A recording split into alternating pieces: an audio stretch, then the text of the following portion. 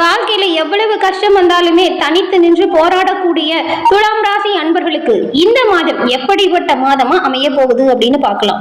ஒவ்வொரு கிரகங்களுமே குறிப்பிட்ட கால இடைவெளியில ஒரு ராசியிலிருந்து மற்றொரு ராசிக்கு இடப்பெயர்ச்சியாவது வழக்கம். கிரகங்களோட இடப்பெயர்ச்சி அப்படிங்கிறது 12 ராசிகளுக்குமே அதோட தாக்கத்தை ஏற்படுத்தும். இந்த இடமாற்றம் ஒரு ராசி அன்பர்களுக்கு சுப பலன்களையும் ஒரு சில ராசி அன்பர்களுக்கு அசுப பலன்களையும் கொடுக்கும். அந்த வகையில இந்த மாதத்தின் கிரக நிலைகள் எப்படி அமைஞ்சிருக்கு துலாம் ராசி அன்பர்களுக்கு, நீங்க வழிபட வேண்டிய தெய்வங்கள் என்ன தெய்வம், எந்த விஷயத்துல எச்சரிக்கையா செயல்படணும், என்ன விஷயத்துல கவனமா இருந்தா நன்மைகளை பெற முடியும் அப்படிங்கிற முழுமையான தகவலையுமே உங்களுக்காக இந்த பதிவுல நாங்க சொல்லியிருக்கோம். இந்த பதிவு நீங்க பயன்பெறும் வகையில் அமையும், அதனால ஸ்கிப் பண்ணாம முழுமையா பாருங்க. நீங்க இப்பதான் ஃபர்ஸ்ட் டைம் நம்மளோட சேனலை பாக்குறவங்களா இருந்தா மறக்காம சப்ஸ்கிரைப் பண்ணி வச்சுக்கோங்க. துலாம் ராசியில் இருக்கக்கூடிய 3 நட்சத்திரங்கள் அது என்னென்ன அப்படின்னு பார்த்தா, துலாம் ராசியில் சுக்கிர பகவான ராசி அதிபதியாக கொண்டிருக்கக்கூடிய ராசியில் சித்திரை, சுவாதி, விசாகம் இந்த 3 நட்சத்திரங்களுமே அடங்கியிருக்கு. எல்லோருக்குமே எல்லா விதத்திலையுமே நன்மை செய்யக்கூடியவங்க நீங்க. சொல்லாலையும் செயலாலையும் மற்றவங்களை எந்த ஒரு கஷ்டமே படுத்தக்கூடாது அப்படிங்கிறதுல கவனமா இருப்பீங்க. ஆனா உங்களோட வாழ்க்கையில நிறைய பேர் நிறைய விதமான கஷ்டத்தை கொடுத்துருப்பாங்க. எவ்வளவு கஷ்டம் வந்தாலுமே என்னால மறுபடியுமே வீறு கொண்டு எழுந்து எல்லா செயல்களையுமே நல்லதா செய்ய முடியும் அப்படிங்கிற ஒரு இயல்பு இந்த துலாம் ராசி அன்புகளுக்கு இருக்கு. அதனாலதான் யார் எவ்வளவு கஷ்டப்படுத்தினாலுமே அவங்களோட மனம் அவங்களோட எண்ணம் அவ்வளவுதான் அப்படிங்கிறத விட்டுட்டு உங்களோட வாழ்க்கையில எப்படி முன்னேறணும் அப்படிங்கிறதுல கவனமா இருப்பீங்க. உங்களுக்கு மற்றவங்க யாராவது துரோகம் செஞ்சா கூட அவங்கள பெருசா பழி வாங்கணும், எதிர்த்து போராடணும் அப்படிங்கிற ஒரு இயல்பு இருக்கவே இருக்காது. நான் நல்லது செய்யறேன், எனக்கு நல்லது நடக்கும் அப்படிங்கிற நம்பிக்கையோடு வாழக்கூடியவங்க இந்த துலாம் ராசி அன்பர்கள். உங்களுக்கு இந்த மாதத்தின் கிரக நிலைகளால் ஏற்படக்கூடிய சாதகமான பயன்களையும் பாதகமான பயன்களையும் நாம இப்ப தொடர்ந்து பார்க்கலாம். மற்றவங்களுக்கு கூட எல்லா விஷயத்திலுமே நன்மை செய்யக்கூடிய துலாம் ராசி அன்பர்களுக்கு வரக்கூடிய பிரச்சனைகள், சங்கடங்கள் இதெல்லாமே தவிர்க்க நீங்க செவ்வாய்க்கிழமையில முருகன் வழிபாடு செய்யறது நல்ல ஒரு முன்னேற்றம் தரக்கூடிய வழிபாடு. அதே போல வெள்ளிக்கிழமையில மகாலட்சுமி அன்னையின் வழிபாடு செஞ்சீங்கன்னா செல்வ நிலை மேலோங்கி வளரும். வரக்கூடிய கஷ்டங்கள் அனைத்தும் தவிர்ப்பதற்கும் காரிய தடைகள் விலகி நல்ல ஒரு செல்வ நிலை மேலோங்கி வளரவும் மகாலட்சுமி அன்னையுமே உங்களுக்கு உறுதுணையா இருப்பாங்க. செவ்வாய்க்கிழமையில முருகன் வழிபாடையும் வெள்ளிக்கிழமையின் மகாலட்சுமி வழிபாடையும் இந்த துலாம் ராசி அன்பர்கள் செய்து வருவதன் மூலம் நன்மைகள் பலவும் நீங்க பெற முடியும். உங்களுக்கு மற்றவங்க செய்யற பிரச்சனை கூட சூரியனை கண்ட பனி போல தானா விலகிடும். எல்லா விஷயத்திலையுமே தைரியமா துணிச்சலா எதிர்கொள்ளக்கூடிய தன்னம்பிக்கை, ஆற்றல் இது எல்லாமே உண்டாகும். உங்களுக்கு மகாலட்சுமி அன்னை பிடிக்கும் என்றாலும் ஓம்கம் மகாலட்சுமி தாயே போற்றி அப்படிங்கிற மந்திரத்தையும், முருகப்பெருமான் பிடிக்கும் என்றால் ஓம்கம் முருகா போற்றி அப்படிங்கிற மந்திரத்தையும் 3 முறை பதிவிடவும் செய்யுங்க. உங்களுக்காக நாங்க இறைவனிடம் பிரார்த்தனையும் செஞ்சுக்கிறோம். அதே போல எல்லா விஷயங்களுமே நல்லதா நடக்க உங்களுக்கு நாங்க வாழ்த்துக்களையும் தெரிவிச்சுக்கிட்டு தொடர்ந்து நாம உங்களுக்கான பதிவுகள் என்ன மாதிரியான தாக்கத்தை கொடுத்திருக்கு கிரக நிலைகள் அப்படிங்கிறத பார்க்கலாம். அதுக்கு முன்னாடி ஜோதிட ரீதியா இருக்கக்கூடிய அனைத்து பிரச்சனைகளுமே தீர ஸ்கிரீன்ல தெரியிற நம்பர் உங்களுக்கு கட்டாயம் உதவியா அமையும். நிறைய பேர் இவங்கிட்ட போன் மூலியமாவே ஜாதகத்தை கணிச்சு இப்ப அவங்களோட வாழ்க்கையில நல்ல ஒரு சிறப்பான முன்னேற்றம் கண்டதா சொன்னாங்க. அதனாலதான் உங்களுக்குமே பயன்பெறும் அப்படிங்கிற வகையில கொடுத்திருக்கோம். டிஸ்கிரிப்ஷன்ல நம்பர் இருக்கு, பயன்படுத்திக்கோங்க. துலாம் ராசி அன்பர்களுக்கு இந்த மாதம் உங்களுடைய பெயர், புகழ், அந்தஸ்து இதெல்லாமே உயரக்கூடிய வாய்ப்பு உண்டாகும். தலை குனிந்த இடத்திலேயுமே தலை நிமிர்ந்து நிற்க போறீங்க.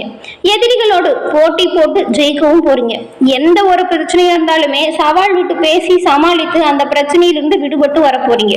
அடுத்தவங்களோட பிரச்சனைக்குமே தோள் கொடுத்து துயரங்களை துடைக்க முன் வருவீங்க. மனநிறைவை பெறக்கூடிய வாய்ப்பு உண்டாகும். இந்த மாதம் நிறைய நல்லது நடக்கக்கூடிய மாதம் அப்படின்னு கூட சொல்லலாம்.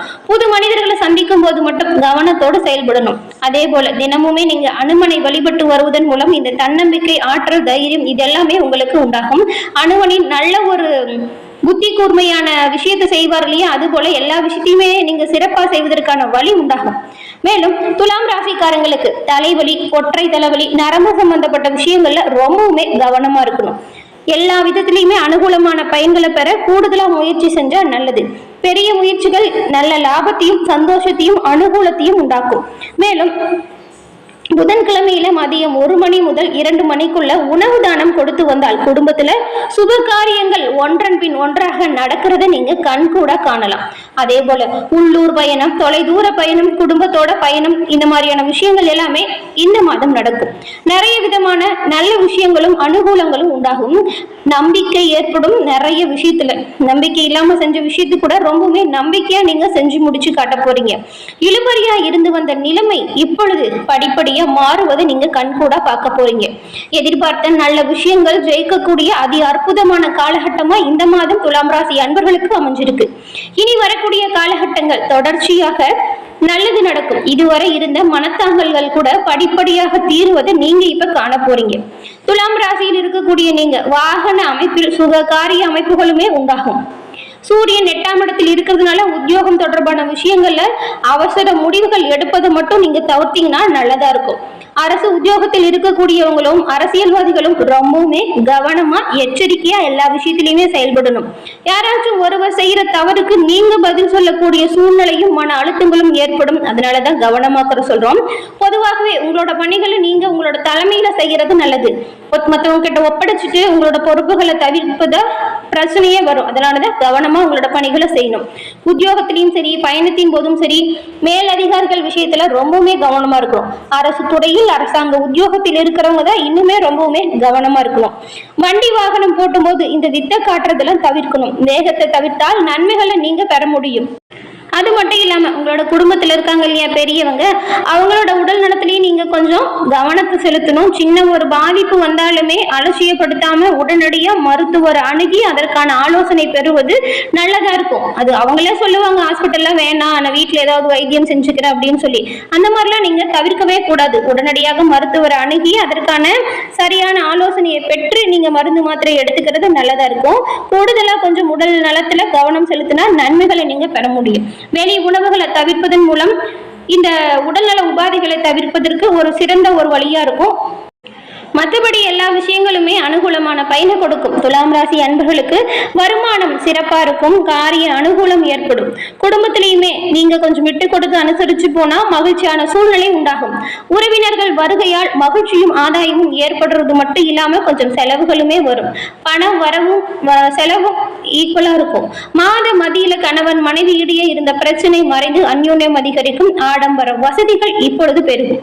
மனதில் மகிழ்ச்சியும் உற்சாகமும் உண்டாகவும் நண்பர்களின் ஆதரவும் அவங்களால் ஆதாயமும் கிடைக்கும். ஒரு சிலருக்கெல்லாம் புதிய வாகனம் வாங்கும் வாய்ப்பு கிடைக்கும். புதிய ஆடை ஆபரண சேர்க்கை உண்டாகும். சிலருக்கு வசதியான புது வீட்டுக்கு குடி போகக்கூடிய வாய்ப்பு ஏற்படும்.